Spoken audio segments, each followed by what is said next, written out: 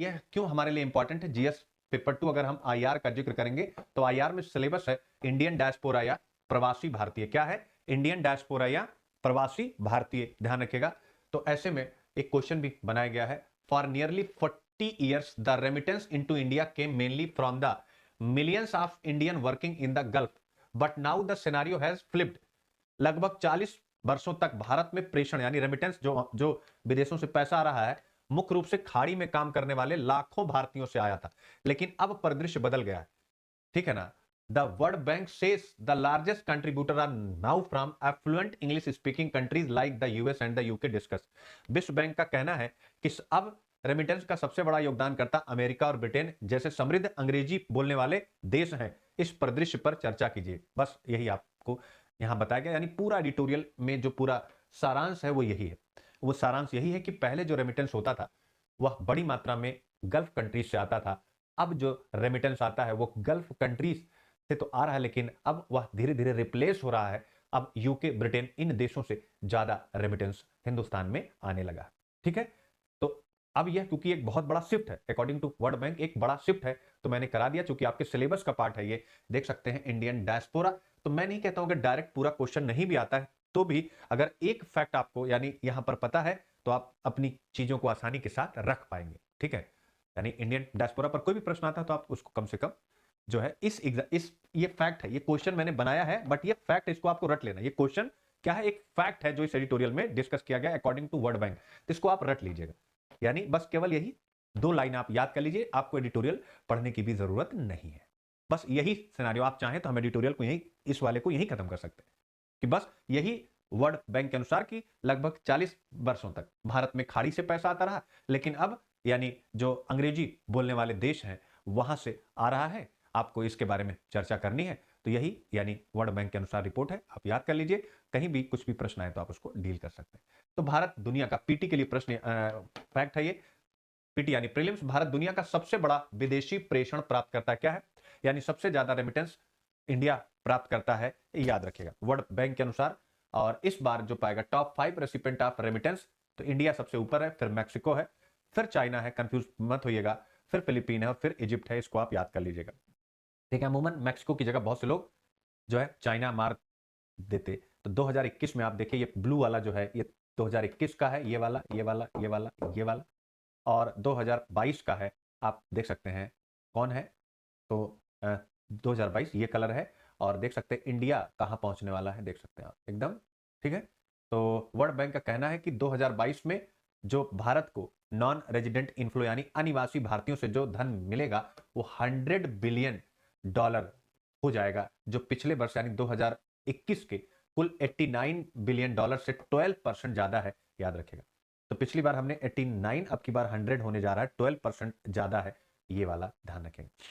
इसी रेफरेंस में हम यहाँ पढ़ने जा रहे हैं, और हमारे यहाँ जो रेमिटेंस आ रहा है, जो ग्लोबल रेमिटेंस की दर है 4.9%, उससे भी ज्यादा। यानी हमारी जो रेमिटेंस में ग्रोथ है, जो हमारे यहाँ धन के प्रेषण में वृद्धि है, वो जो ग्लोबल वृद्धि है, यानी संपूर्ण विश्व में ही जो है रेमिटेंस में वृद्धि हुई है, लेकिन भारत जितनी वृद्धि वैश्विक रूप से हुई है उससे भी ज्यादा तेज गति से रेमिटेंस में वृद्धि प्राप्त कर रहा है, याद रखेगा। और रिपोर्ट ने यह नोट किया है, एक बड़ी महत्वपूर्ण बात, इसको समझिएगा। अब इस पर फ्यूचर में क्या हम लोगों को पढ़ना है कि हम 100 मिलियन के एक हिस्टोरिकल माइलस्टोन को प्राप्त कर रहे हैं, यानी 100 मिलियन के एक हिस्टोरिकल माइलस्टोन को अचीव कर रहे हैं 2022 में रेमिटेंस के मामले में।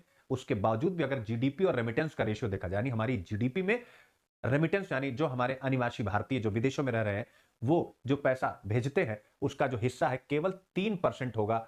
अगर ये $100 बिलियन का हम टारगेट अचीव करते तो भी रेमिटेंस केवल 3% है जीडीपी का। तो ये भी आप याद रखिएगा, जीडीपी टू रेमिटेंस रेशियो 3% है। फ्यूचर में कभी भी आपसे पूछ सकता है। अब हम आते हैं व्हाट इज द रेमिटेंस, तो मैंने बता ही दिया, यानी विदेश में रहने वाले अनिवासी भारतीयों के द्वारा भेजा जाने वाला पैसा और जो वहां से वो कमाते हैं। अब आता है रेमिटेंस कैसे कैसे, यानी धन प्रेषण कैसे कैसे किया जाता है। तो चेक के द्वारा किया जाता है, किसके द्वारा?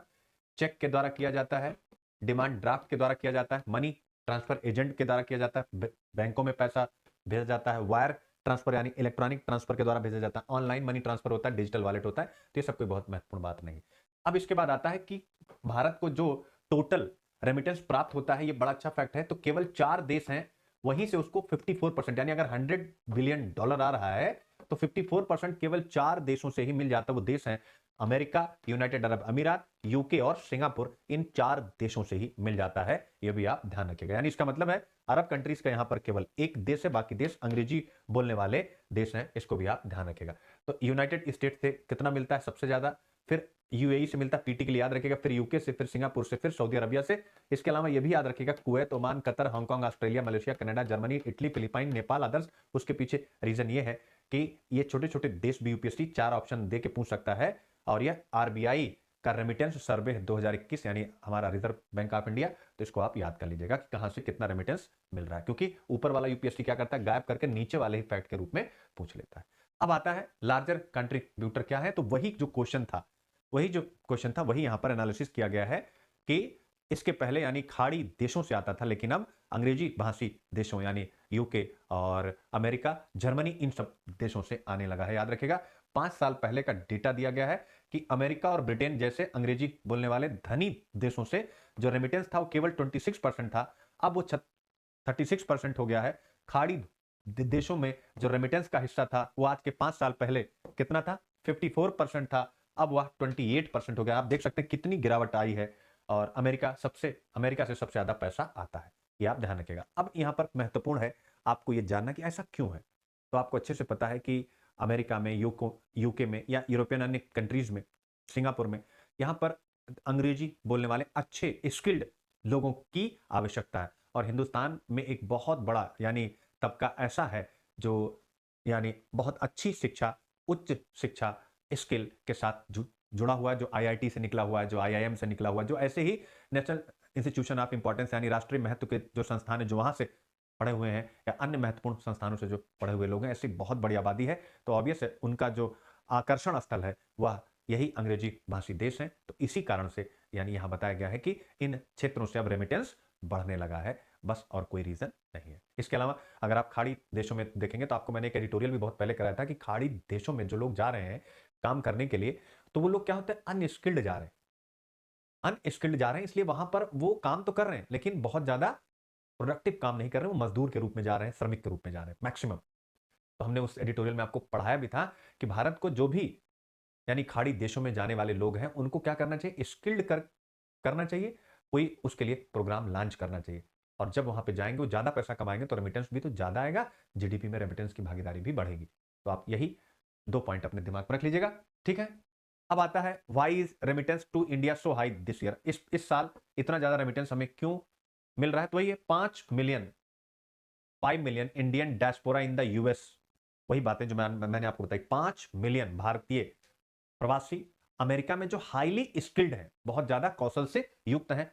तो वो क्या कर रहे हैं, पिछले दशक में यानी एक दशक में बहुत ज्यादा कमाई करने वाले बन गए, क्योंकि जो हाईली स्किल्ड होगा स्वाभाविक है वो ज्यादा कमाएगा, याद रखेगा। दूसरा क्या है याद रखेगा, आजकल कानूनी रास्ते से ज्यादा पैसा आ रहा है। यानी कैसे आ रहा है, सही चैनल्स के द्वारा, जैसे बैंकिंग के माध्यम से, या जो ये सारे मैंने तरीके बताए थे, इन सब माध्यमों से, चेक के द्वारा, डिमांड ड्राफ्ट के द्वारा। पहले क्या होता था, यानी जो रेमिटेंस आता था उसमें बहुत कुछ हवाला हो जाता था, ब्लैक मार्केटिंग हो जाती थी, लेकिन अब वैसा नहीं है। तो दूसरा रीजन ये है, इसलिए पैसा आता है, याद रखेगा, ठीक है। इसके अलावा तीसरा रीजन, भारतीयों द्वारा प्राप्त उच्च शिक्षा स्तर। तो जहां पर उच्च शिक्षा होगी वहां पर उच्च आय प्राप्त होगी, और रेमिटेंस में ये सबसे बड़ा रोल प्ले कर रहा है। अब यहां पर मैं आपको रोकूंगा, एक IQIP कराऊंगा। IQIP क्या होगी जरा आप ध्यान करिएगा, IQIP क्या होगी जरा आप एक बार ध्यान करिए। अब हम जब एजुकेशन पर कोई भी विषय डील करेंगे, जैसे कोई भी एसे या कोई भी जीएस का क्वेश्चन, GS2 शिक्षा स्वास्थ्य, तो शिक्षा वाले विषय पर, तो शिक्षा क्यों महत्वपूर्ण है, क्वालिटी एजुकेशन क्यों चाहिए, ऐसी कोई भी बात अगर आप डिस्कस कर रहे हैं, तो किसी भी राष्ट्र के भाग्य के स्वरूप का निर्माण उसकी कक्षाओं में होता है। नहीं, कक्षाएं क्यों अच्छी होनी चाहिए, क्योंकि राष्ट्र का भाग्य किससे होगा, इस रेमिटेंस से भी तो होगा ना। राष्ट्र का भाग्य कैसे होगा, इस रेमिटेंस से भी राष्ट्र का भाग्य होगा कि नहीं। जीडीपी में रेमिटेंस का हिस्सा, अगर शिक्षा अच्छी है, कक्षाएं अच्छी हैं, क्लासरूम अच्छे हैं, यानी अच्छी शिक्षा हो रही है, नर्सरी से लेकर के, प्री नर्सरी से लेकर के हायर एजुकेशन तक, तो स्वाभाविक है इन कक्षाओं में जो लोग पढ़ के निकलेंगे, देख सकते हैं लिखा ना, हायर स्किल्ड लोग, और ये विदेशों में जाएंगे, ज्यादा पैसा कमाएंगे, तो हमारा रेमिटेंस तो बढ़ेगा, हमारी जीडीपी में रेमिटेंस का रेशियो भी बढ़ेगा। इसीलिए कहा जाता है किसी भी राष्ट्र के भाग्य के स्वरूप निर्माण में उसकी कक्षाएं महत्वपूर्ण होती। 2017 में यही निबंध पूछा गया था। क्या ये पॉइंट वहां डाल सकते हैं कि नहीं डाल सकते, आप सोचिए। तो ये IQIP का लेवल आप लोगों को, मेरे प्यारे बच्चों, क्या करना पड़ेगा, इस लेवल तक आप लोगों को सोचना पड़ेगा, तब जाकर के हम चीजों को बेहतर कर पाएंगे, ध्यान रखिएगा। ठीक है, तो ये हो गया। भारतीयों में अभी भी प्रवासी खाड़ी आबादी का सबसे बड़ा हिस्सा शामिल है, क्या है, यानी माइग्रेंट गल्फ पॉपुलेशन का सबसे बड़ा हिस्सा शामिल है, याद रखिएगा। ठीक है ना। खाड़ी के साथ भारत के संबंध बहुत गहरे हैं और आने वाले दशकों में भी इसके व्यापक रूप से कम होने की संभावना नहीं है।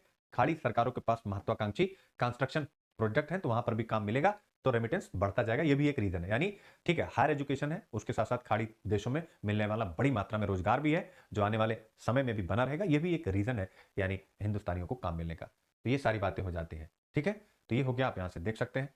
इसके अलावा चौथा क्या, कोविड-19 के समय क्या हुआ था कि बहुत से इंडियन जो माइग्रेंट्स सॉरी इंडियन डायस्पोरा थे, उनको वर्क फ्रॉम होम और बड़े वित्तीय जो है प्रोत्साहन पैकेज दिए गए थे सरकारों की तरफ से, तो उन्होंने अच्छा काम किया, उनको इसका लाभ हुआ। इसके अलावा अमेरिकी डॉलर के मुकाबले भारतीय रुपए का मूल्य ह्रास हो गया, यानी अमेरिकी डॉलर के मुकाबले भारतीय रुपया जब कमजोर हुआ, तो उसका भी लाभ ऑब्वियस है, रुपया कमजोर है तो वहां से डॉलर एक भेजा जाएगा, तो ज्यादा रुपए में वो कन्वर्ट हो जाएगा, ये भी एक रीजन यहां पर बताया गया है, याद रखिएगा। ठीक है, तो अब उसके बाद आता है इसका महत्व क्या है। तो दो प्रकार से इसका महत्व है, जब वहां से पैसा आता है, तो यहां पर जो हाउस होल्ड सेक्टर है, मैंने कहा था ये पॉइंट बहुत बढ़िया है, यानी रेमिटेंस क्यों महत्वपूर्ण है, अगर ऐसा प्रश्न कभी आ जाए, रेमिटेंस क्यों महत्वपूर्ण है, ऐसा कोई प्रश्न अगर आपसे आ जाए, तो आप बता सकते हैं रेमिटेंस भारत में संसाधनों को जुटाने की दृष्टि से एक महत्वपूर्ण है। और इस रेमिटेंस से जो हाउस होल्ड सेक्टर है, जो कि कंज्यूमर है, यानी भाई आपके नातेदार रिश्तेदार बाहर हैं, वो आपके अकाउंट में पैसा डाल रहे हैं, तो आप खर्च करेंगे ना, घर बनवाएंगे, कुछ भी काम करेंगे, फैक्ट्री लगाएंगे, तो हाउस होल्ड या कुछ कार खरीदेंगे, बाइक खरीदेंगे, साइकिल खरीदेंगे, तो इसका मतलब है हाउस होल्ड सेक्टर के पास जब पैसा आता है तो वो कंजम्पशन करता है, और जब वो कंजम्पशन करता है तो इकोनॉमी में निवेश करने वाली शक्तियां सक्रिय हो जाती हैं, उत्पादन करने वाली शक्तियां सक्रिय हो जाती हैं। तो ये बहुत बड़ा हाउस होल्ड सेक्टर क्या हो जाता है, एक्टिव हो जाता है, यह पैसा आता है, तो इकोनॉमी के लिए हमेशा वो अच्छा होता है जब भी कंजम्पशन अच्छा होता है इकोनॉमी में, इससे उत्पादन करने वाली शक्तियां प्रोत्साहित होती हैं। और इसके अलावा और क्या बताया गया है, यानी यह फॉरेन करेंसी का एक उत्कृष्ट स्रोत होता है। और आपको अच्छे से पता है, अगर हम मैक्रो इकोनॉमिक स्टेबिलिटी इंडिकेटर पढ़ते हैं, बृहद या समष्टि आर्थिक स्थिरता पढ़ते हैं, मैक्रो इकोनॉमिक स्टेबिलिटी इंडिकेटर पढ़ते हैं, तो वहां पर लिखा जाता है कि इसके कई संकेतक है, जिसमें से एक संकेतक होता है फॉरेक्स रिजर्व। तो फॉरेक्स रिजर्व यानी जैसे फिजिकल डेफिसिट कितना है, ये भी एक हमारा मैक्रो इकोनॉमिक स्टेबिलिटी इंडिकेटर है। इसके अलावा इन्फ्लेशन कितना है, इसके अलावा बैंकिंग कैपिटल कितनी है, बहुत से रीजन होते हैं मैक्रो इकोनॉमिक स्टेबिलिटी इंडिकेटर के, उनमें से एक ये भी होता है कि फॉरेक्स रिजर्व कितना। तो इसका मतलब ये मैक्रो इकोनॉमिक स्टेबिलिटी को भी मजबूत करता है, चूंकि ये फॉरेक्स रिजर्व का एक हिस्सा होता है, ध्यान रखिएगा। और इसके माध्यम से ये क्या करता है, हमारे ट्रेड डेफिसिट को पूरा करने के लिए बहुत महत्वपूर्ण होता है, यानी रेमिटेंस हमें मिलना ही चाहिए, क्योंकि इससे हम ट्रेड डेफिसिट को पूरा कर पाते हैं। आई होप आप समझ गए होंगे। तो कई जगह पर इसको आप यूज